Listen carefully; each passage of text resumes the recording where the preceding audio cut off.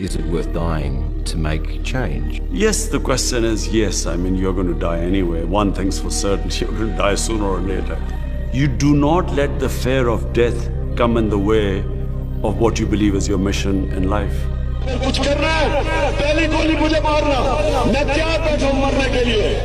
जब जिंदगी मौत अल्लाह के हाथ में, इज्जत जिल्लत अल्लाह के हाथ में, रिस्क अल्लाह के हाथ में, तो खौफ किस चीज का?